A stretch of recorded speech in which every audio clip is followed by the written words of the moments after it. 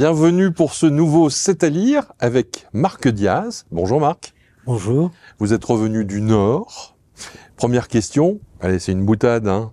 Est-ce que vous avez pleuré en quittant le Nord? Parce qu'on dit qu'on pleure en arrivant dans le Nord et qu'on pleure à nouveau en le quittant. Bon, c'est clair que j'ai passé de très bons moments dans le Nord. Il y a une chaleur humaine qui est incontestable. J'étais quand même heureux de retrouver mes racines limousines. Ouais. J'y retourne avec plaisir. Vous étiez professeur?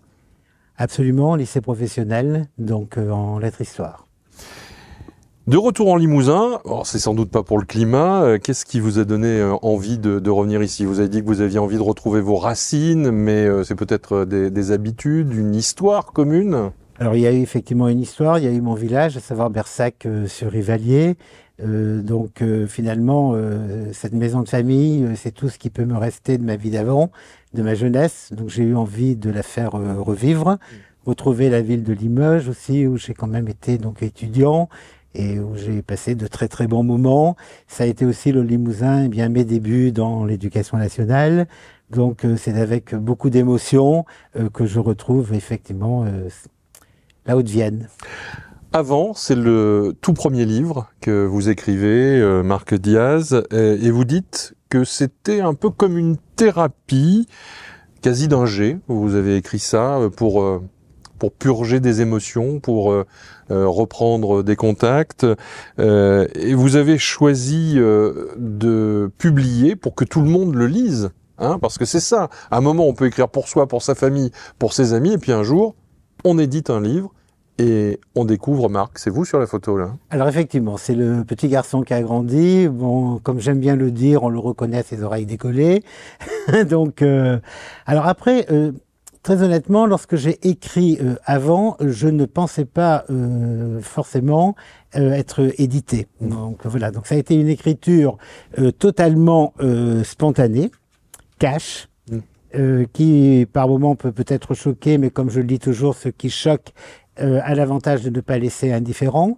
Je pense effectivement que c'était donc une thérapie par rapport à une enfance. Donc je pense que bon, je suis homosexuel, ce n'est pas un scoop, et je pense que c'était pas facile dans les années 75, 80, quand on vivait dans un petit village donc de campagne.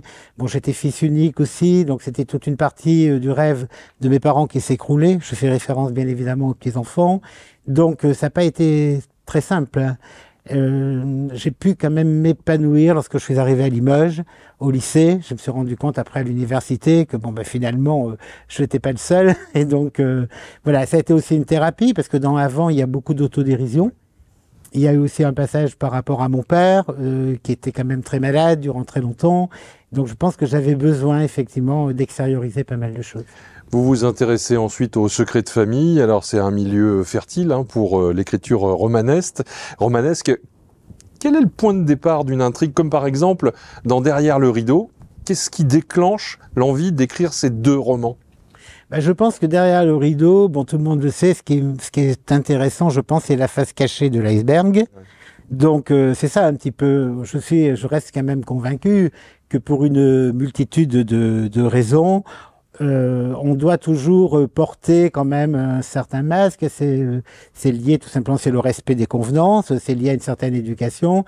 Il y a ce que l'on peut dire et puis il y a ce que l'on ose dévoiler que dans un cercle très réduit. Très limité.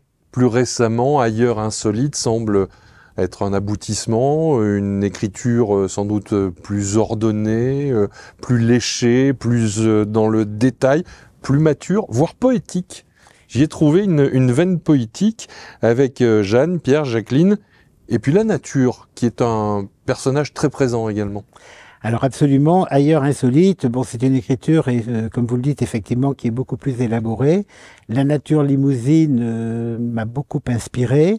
Je fais référence également au Nord, aux plages du Nord, au goéland. Le goéland qui n'a pas de frontières, il est omniprésent, donc tout en étant insaisissable. Voilà, c'est un rêve aussi.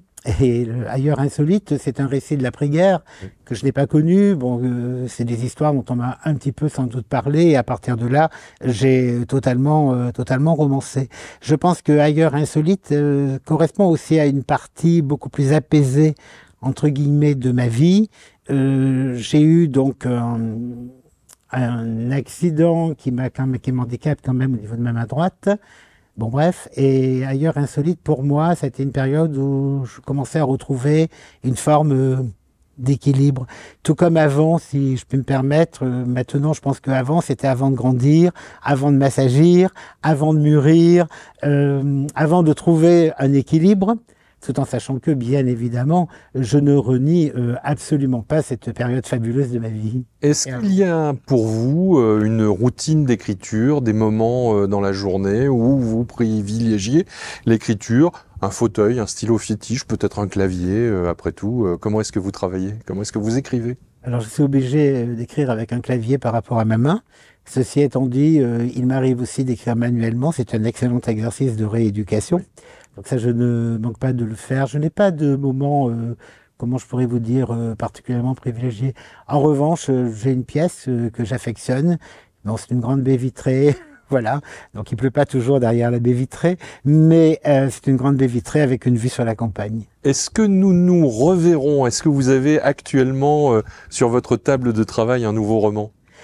Absolument, c'est le dernier tome, c'est une trilogie, donc derrière le rideau, l'histoire finalement d'une famille, hein, de ses secrets. Et des fois, les choses les plus insignifiantes finissent par créer véritablement des failles qui, dans certains cas, sont irréversibles. Merci Marc Diaz d'être venu dans le Canapé Rouge. On se retrouve bientôt pour un nouveau rendez-vous de C'est à lire. À bientôt, au revoir.